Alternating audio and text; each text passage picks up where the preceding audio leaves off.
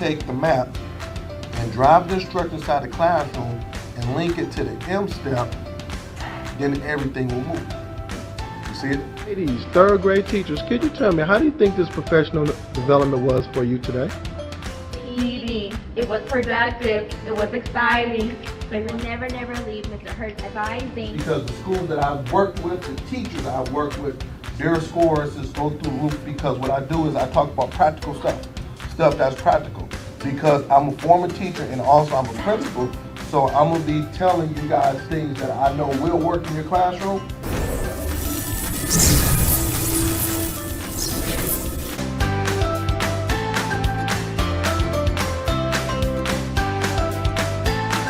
For booking, please visit S. Hurt School Turnaround. So I believe that, if everybody say it can't get done, I'm like, yes it can, why not?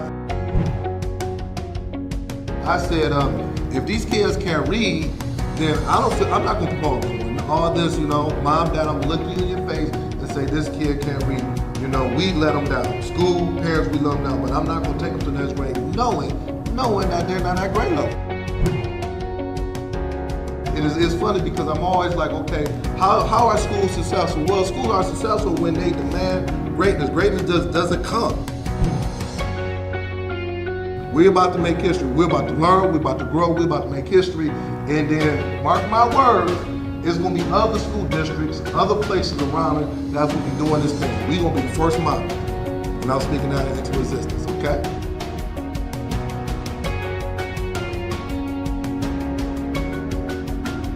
For booking, please visit.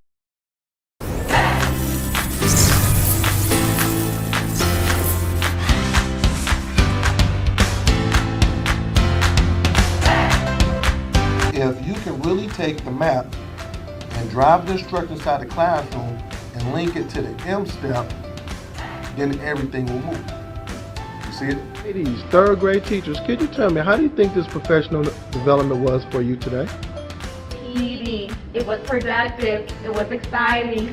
But we'll never leave Mr. Hurt's advising. Because the schools that I've worked with, the teachers I've worked with, their scores just go through the roof, because what I do is I talk about practical stuff that's practical.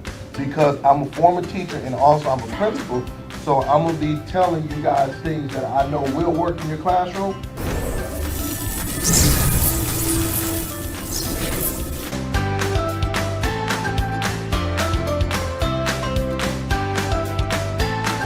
For booking, please visit S. Hurt School Turnaround. Good morning, everyone. Good morning. This is Mr. Sean Hurt with your Saturday morning podcast. Come on in and hit that share button. Let me know where you're coming from. I'm excited. Once again, we get a chance to be able to share best practices, talk about what's going on in education, and just take your school to the next level. So if you are an educator, I don't care who you are, you must tune into this podcast. We call ourselves the Super. Saturday is myself at 10, Creative Educate at 10:30, Principal Kafele at 11. Then on Sunday, we have Brother Josh Tarver at 7 o'clock on Sunday. So I'm just excited on this morning, holiday season. So I want to just say happy holidays to everybody. And let's see who I got tuning in. So I want to say good morning to you, good morning to Rella Hicks from Georgia. Good morning to you, Dr. Jeter. Appreciate the support and love. Always consistent with me. Good morning to you. Good morning to you, Mr. David Bell. Good morning. Good morning, Miss Connie West. Good morning to you from Charlotte, North Carolina. And I got Brother Bell from Benton Harbor, about a couple of hours from me. I'm from the metropolitan Detroit area. So good morning to you. Good morning to you, Constance Sherrod. Good morning to you. Tell me where you're coming from, Constance Sherrod. I know you're on LinkedIn. Tell me where you're coming from. All right. Good morning to you, Garford WT from Atlanta, the ATL. And good morning to you, Mrs. Stacy Joy. Great to hear from Los Angeles. Almost overslept. Thank you for waking up and tuning in. Thank you very much. I got my sisters in education, Create and Educate, Dr. Taylor and Dr. Houston. Much love to you. You know how we get down. I got, Brother Johnson in the house, Principal Johnson. Good morning to you. Running a tight ship at DCP. Redford, good morning to you this morning to you. Good morning to you this morning. I got September Vance. Good morning to you. Good morning to you. I'm trying to think. Okay, you're from Mississippi, Mr. Ryan from Mississippi. So if I miss anybody, I want to say, oh, good morning to you, my good friend, Principal Kafele. Good morning to you. Good morning to you, Josh Tarver. So give me about 15 more seconds. I got a few more folks coming in. I want to make sure that I got everybody showing the love. All right. I think we're all set. Let me get these captions out because we're doing part two. Last week, it was phenomenal. We're doing part two on steps on how to engage and support urban education. So we're going to do the part two piece. All right. So once again, my name is Sean Hurt, School Turnaround Principal, and I'm just excited. I'm excited because I get a chance to share. I get a chance to talk. I get a chance to talk about what's going on in education and give some advice. So today we're doing part two on the 8 steps how to engage and support urban and rural students. So that means if you are an educator and you work in an urban or rural school, you should be on this podcast. You should be on this podcast because last week we talked about it, about what that looks like, and the feedback that you gave to me. And I think we went over like 4 of them, so we got 4 more that we're gonna go over today. But the feedback was just outstanding. And then I have principals. I know educators on here. Good morning to you, Dr. Miss Kason, my good friend. I love me some Miss Kason. She's my assistant principal when I was in Muskegon Heights. Me and her did some wonderful stuff. Good morning to you once again. And I got Zelda White Davis. What's up, Miss Davis? Oh my God, I'm just happy. And I got Lamar Knox. Oh man, listen, we just one big family. But so we're going to talk about it because we got to make sure that our inner city schools that is predominantly Black and Latino kids, that we give them the proper strategies, resources, in order to move them. Okay. So, but I want to talk about a few things. The first question I want to ask you, and let's put it in the chat. I want everybody kind of put it in the chat. What is one thing that's keeping you up at night as an educator? What is one thing that is keeping you up at night as an educator? So for me, I'm gonna tell you the one thing that's keeping me up at night as an educator is that for the last 2 weeks I've been visiting schools, and I really want to frame this right. We as leaders have to treat people fairly and right. It doesn't make a difference if you can be the superintendent, the assistant superintendent, principal. I'm talking about these leadership, these positions. The people that's under you or working with you, you must treat them right. I don't care if it's the custodian, parapro, and you the superintendent of a district or you the principal of a school, whoever it is, if it is a human being in your building, you must treat them right. So don't get this title and then you can just treat everybody wrong, or you can just take what's going on in your personal life and bring it at school and start to yell, scream, mistreat, write up, and things of that nature. What is causing it is causing your school to be very toxic first. It's causing division in your school. And also it's allowing people people will not want to be bothered with you. Let me just shoot you straight. People don't want to be bothered with your stank attitude. They don't want to hear from you. They don't want to be bothered with you. They're not going to give you a second opportunity. They don't want to deal with you because you have a bad attitude and you treat people wrong. So then consequently, you're asking the question, well, as the leader, why isn't my school moving in the right direction? Why isn't my district moving to where I know my district can go? Well, one of the main reason is because your attitude is bad and you treat people horrible. Now, I'm not saying this just to say it. I'm watching schools in districts go through this as we speak. I'm watching it, and I'm just seeing it just crash and burn. So put in the chat, what is one thing that's keeping you up at night? That's the one thing that's keeping me up at night, trying to get people to understand, treat people right. Because you have a title, you might make 3 times more than the person. It doesn't give you the license to be able to treat people wrong. Dr. Jeter, what's keeping me up at night? Administrators are causing a toxic working environment. I guess, hey, listen, we on the same accord because I'm seeing it. I'm seeing it, and I got to talk about it. Yes. Yeah. Principal Café, say stink attitude. Yes. Man, believe me, it's been the last month. I've been seeing some folks, and I'm like, you know what? You really need just to leave. Yeah. And then I'm going to shoot people straight. Because you make $180,000, $190,000, and maybe that parapro or that first year teacher or whatever, and I'm going to be honest, is making $45,000. You don't got to treat that person like dirt. You don't got to do those things. You can speak. You can say hi. You can do those things. You don't walk by nobody not speak. You don't treat people like dirt. And then you want people to show you respect. Because your title, people are going to leave your school and your district. And if you are like that and you're watching it, how do I change, Mr. Hurt? How do I change? The first thing that you have to do is that you have to apologize to that's swallowing your pride. You have to apologize to the people that you are doing. And that means you got to stand up in front of your staff, stand up in front of your district and say, I'm sorry. I will be a better leader. I'm going to do things differently. And just start doing it. And a lot of times what's taking place is that is not what's happening at the job. You're taking your personal life. You're taking what happened 15 to 20 years ago, 25 years ago that you haven't been healed from, and you're bringing it in that position. You're taking personal life, nothing that's happening at the school. That 8th grade teacher didn't do nothing to you. That custodian didn't do nothing to you. That parapro didn't do nothing to you.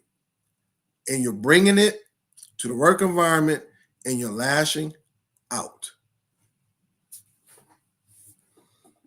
Hopefully that's going to impact. Hopefully I didn't lose anybody, but that has been on my mind. All right. What's happening in my world? First, I want to give a big shout out to Principal Hunter, Irwin, Craighead Elementary School. I talked about them last week. I'm going to keep on talking about them, raising their test scores to a whole nother level. Keep up the good work, Principal Hunter. Keep up the good work. Also, I will be in Brunswick, Georgia, December the 17th. Me and Principal Flowers, the whole day. I will be with their staff. We're going to look at their data, classroom management. We're doing a whole 9 yards. And that's another school that I'm working with. I guarantee at the end of the year, she will have a testimony that her school is going to another level. So I will be there. All right. So let's go ahead and get started. Let's go jump in it. The 8 steps how to engage and support urban and rural students. I'm going to be very honest. I'm going to shoot you straight. How do we, as a teacher, as a school, help our Black and Latino students who 85 to 90% of them are in these schools? How do I know? Is because I've been doing this work for 25 years. When I was a principal for 14 years, teacher for 10 years. I've seen it and done it. I got my assistant principal, Ms. K-Sign, on here. I got other people on here and things of that nature. So this is what I do. Oh, I got Matthias Masasabi, one of my former students. When I was a young fella in Einstein, he was one of my former students. Give you a shout out to that. I remember, know what? I was looking at your Facebook page. I'm proud of you, young man. You're doing some good work. So keep up the good work, brother Masabi. I remember when he was in the 4th grade. So that's when I had hair. I was a little skinnier, wasn't married. So it's good having my former students on here. So now let's talk about this. Let's really get into it. One of the things that we talk about is that in order to really reach our Black and Latino kids, we must, and I've been saying this, set up our school to be culturally responsive, we must set up our school, our hallways, and our classrooms to be culturally responsive. As a principal, and when I was at Einstein, all of my students were Black. They were Black. 550 students, they all was Black, African American students. When I was a principal, all of my students, that was just what I did. Muskegon Heights, whatever it is. First thing I did was my school, I set it up in a way where my students can see positive Black images in the hallways, in the classrooms. For example, when it was time for March's Reading Month, we would have door competitions, and I had all of my teachers to choose a HBCU school that they had to decorate their door and also their classroom. Morehouse, North Carolina A&T, Spelman, Howard, Tuskegee, you name it. Why was that important?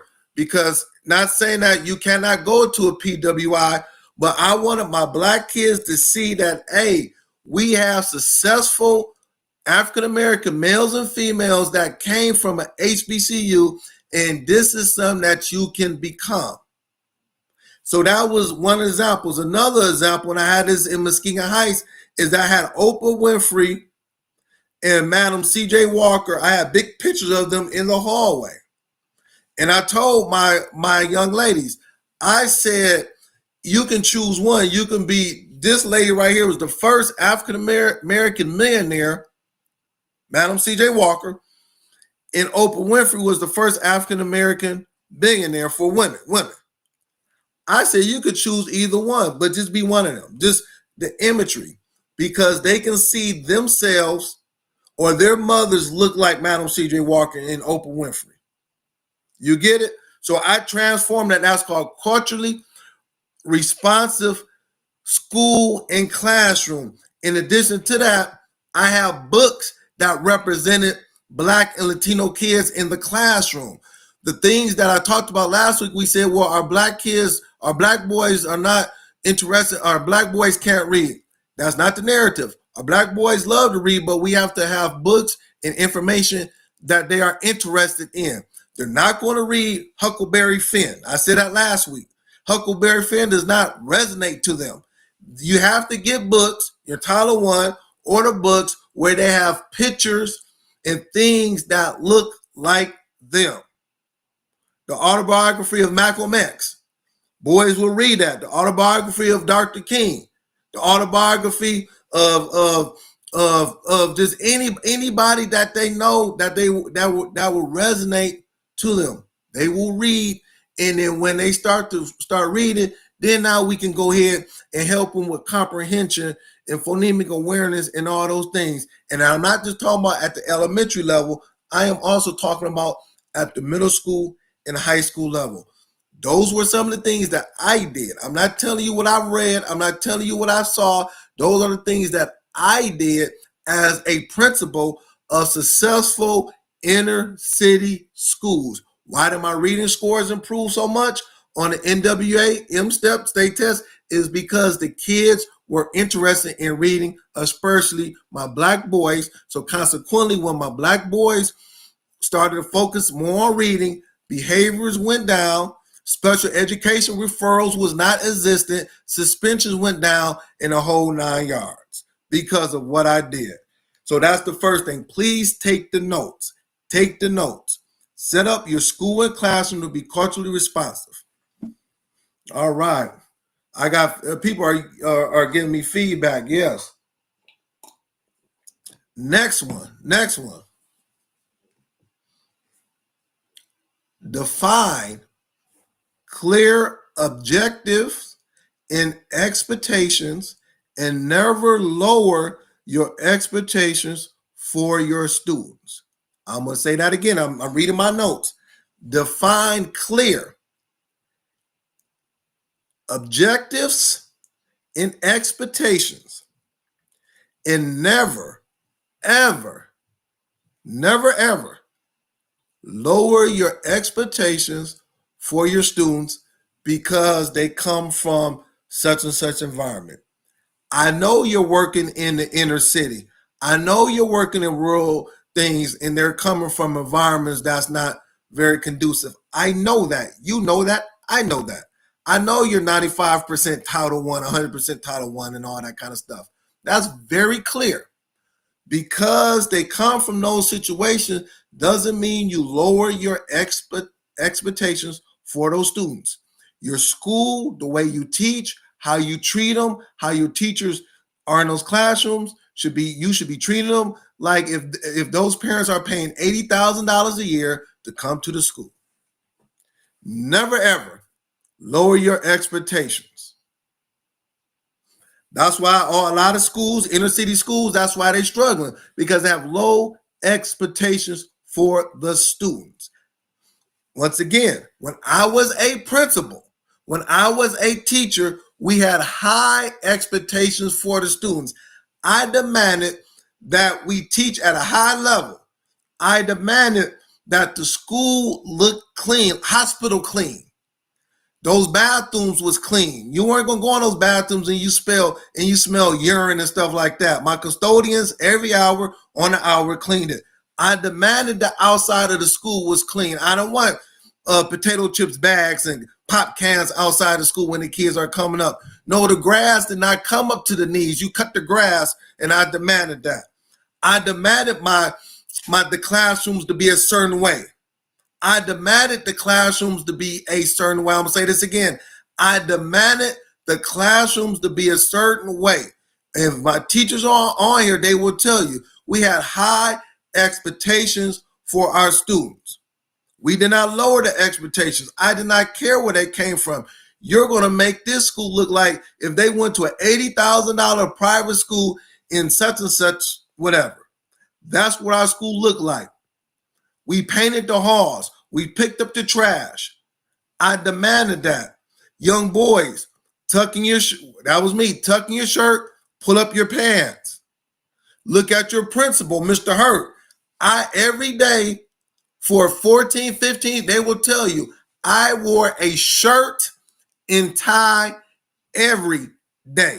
You never caught me without a shirt and tie. That was me. I demanded excellence for myself. I demanded excellence for my teachers. I demanded excellence for my students. I demanded excellence for my parents. We raised the standard on our expectations. We weren't happy to have a D report card grade. What in the world? I said we were going to be a reward school. I said we were going to be the highest achieving school in Michigan, no matter where we were from. And we reached those standards because everybody had high expectations. Our school improvement plan, I was not like we're just going to grow 5 or 6 proficiency points for our state test. Seriously, for real? No, we doing 15 or 16 increase every year. The average is 7 to 8. We're going to double that. I mean, I wasn't happy when we had 18% of our kids proficient in math. I'm talking to somebody. What? Seriously? No. When we was rocking with 45, 50, 55% of our kids, half of the kids, when we outdid the state, when we outdid our district, when we outdid all of the schools in our area, that's when I was like, all right, we are moving in the right direction.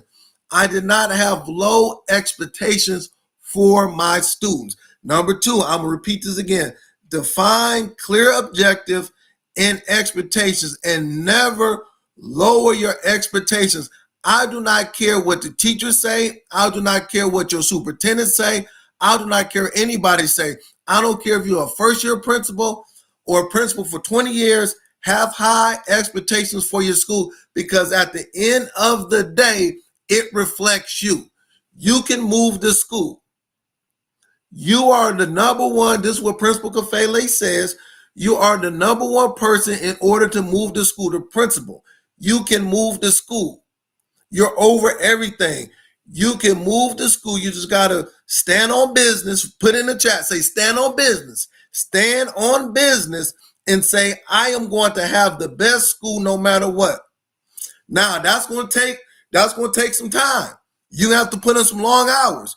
You're going to have to be by yourself. You have to come. You're going to have to tune into the podcast. You're going to have to come in, do things in the afternoon when nobody is trying to do it. It's going to be 1,000 people say, don't do it. You're going to have to stand on business and say, know what? If I dare to be great, oh my God, I'm talking good now. Put it in the chat.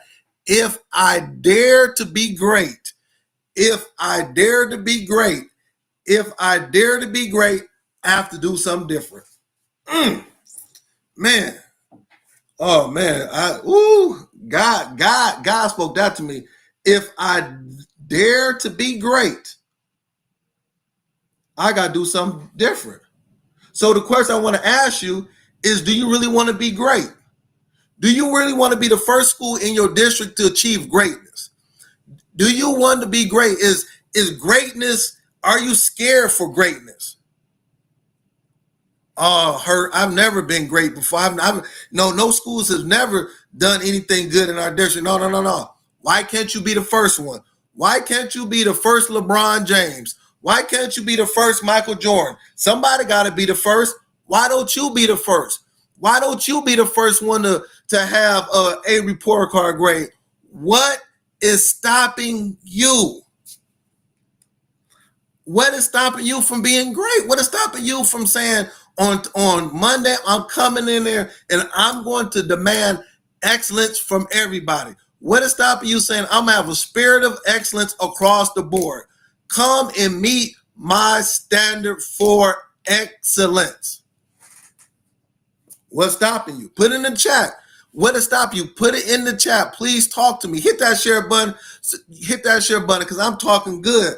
How do we engage? How do we take urban education and rural education to the next level? Well, the reason why we don't go to the next level is because we have low expectations and no one dares to be great.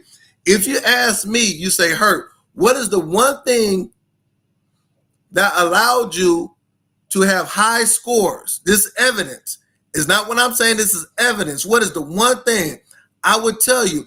I said that I wanted to have the highest performing school in Michigan for inner city. That was my passion. I wanted to have all 600 of my black kids to score high so I can stand in front of them and say we scored an A on our test, our report card grade, so I can instill greatness in my kids based on what the state of Michigan said was the rubric.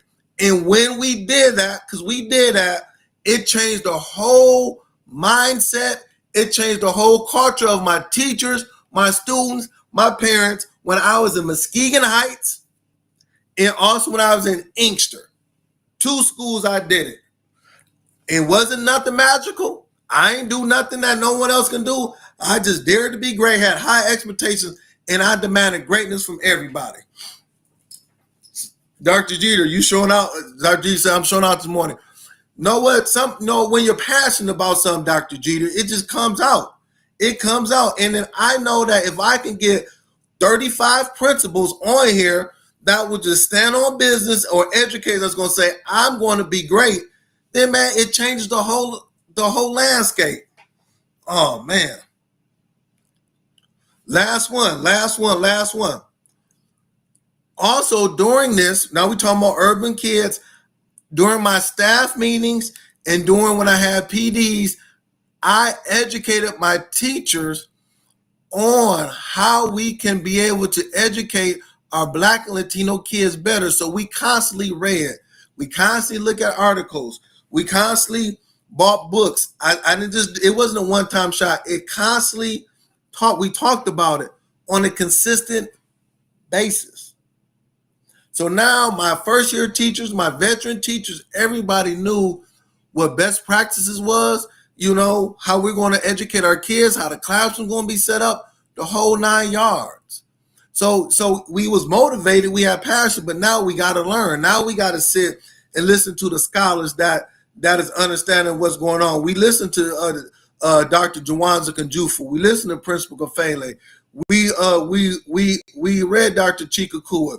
We had Brother Ron Thomas coming in. We had all of these scholars that was experts in this areas coming in and pouring into my students and many others, pouring into my teachers. And they was able to move forward. We read the books. Principal Kafela, and listen, for 2 years, Principal Kafela, and I talked about this a couple of weeks ago, he had this podcast on YouTube, Speaking to Young Boys. It was called Speaking to Young Boys. I forgot the title, but pretty much he would talk for about 25 minutes to young boys, right? And he had over like 80 videos. It was about 80 videos. We will watch those. I will have all of my boys in the lunchroom, 200 boys, have them in the lunchroom, and on Friday from 2 to 2:30 before dismissal, because we dismiss at 2:45, I did at Muskegon Heights, I did at Inkster. We will watch it and we will talk about it. My teachers, we will watch that, talk about it. I was educating everybody. I didn't have to spend thousands and thousands, millions of dollars. I had the resources right there. Makes sense? So I'm going to stop right there, or I'm past my time. So I just want to say thank you very much, everybody, for coming to my podcast. Make sure you go over to Create and Educate. Yeah, Message to Your Sons. Thank you very much. Yeah, Message to Your Sons. That's what it was. I would like to thank everybody. If you would like for me to come in and support your school, please inbox me, and I will do that. If you have not picked up my books, you got to pick up the books now. You got to pick up the book. Get them from my website. These are two heavy hitters. You've been supporting me, coming to the podcast, but pick up the books. It's going to bless your school, okay? And then also make sure you subscribe to my YouTube page. Keep on rocking me, show me some love and everything else like that. So before I go off, if no one has told you this, listen, if no one has told you that they love you, I'm going to tell you, I love you. Thank you very much. I appreciate all of the support. Let's have a blessed week. Happy holidays to everybody. And I'll see you next week.